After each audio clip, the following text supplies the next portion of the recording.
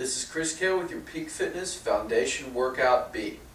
Now for the first exercise in our foundation workout, we're going to perform what is called a split stance band press. Alright, for this we're going to need a band looped around, the leg of a table, or something that, some kind of a pole that we can loop it around. Just make sure it's a weight bearing pole so it doesn't come crashing down on top of you here.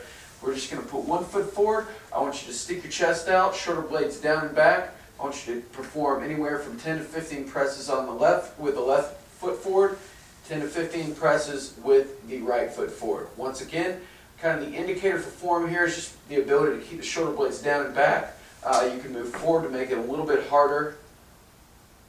And again, switch from one side to the other, equal reps on each side. Now from here, our next exercise is a deadlift. All right, for the deadlift, we're going to start out with a dumbbell. This is a really good way to learn this exercise, and it's, this is kind of the beginner progression here. So for the deadlift, what we've got is a dumbbell elevated on several carpet squares here. What elevating allows me to do is just kind of reduce the range of motion a little bit, ensure I have proper form to begin with. And what I'm going to do to pick up the weight here is I'm going to place my feet shoulder width apart, a little wider actually than shoulder width apart. The weight is right between my heels.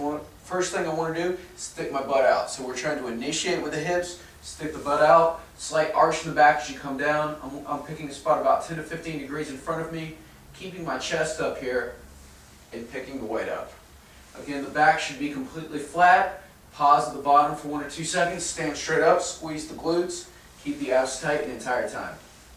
Now from here, the way we can progress this exercise is to simply move it off the pads here, okay? So we're going to increase the range of motion a little bit, make it a little bit harder. Again, I'm standing over the dumbbell in the same manner. I'll just turn this way so you can see me here. Sticking my butt out, trying to almost form a table with my back, very flat, and standing straight up with it.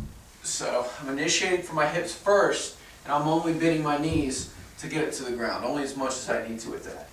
Now from here, if you find that this is easy, I want you to go up. I'm looking for between 6 to 8 reps with a deadlift. If you can perform more than 8 reps, move up in the weights. We can go all the way up to 75 pounds. It's kind of the limit with our dumbbells here at Peak Fitness. From here, we can move to the single leg version. Okay, so the single leg version, I'm just going to kind of pick a spot here. I'm just using the wall support. I'm placing one foot slightly off the ground, and I'm just trying to touch the ground here, or just coming close to the ground with the dumbbell. Notice my back foot here is just gliding along the floor here, slightly off the floor, pausing at the top, coming back down once again. The back is flat, slight arch in the back, shoulder blades are down and back as well, and again we want to perform anywhere from 6 to 8 reps on each side. So the progression would be elevated, floor, single leg. Alright, from here our final exercise is what is called a seated band row. Okay, and for this we can either use a cable system like we have a cable machine, or simply loop a band around the table. What I'm going to do is just sit down on my butt, chest is up, shoulder blades down and back. I'm just rowing and coming back.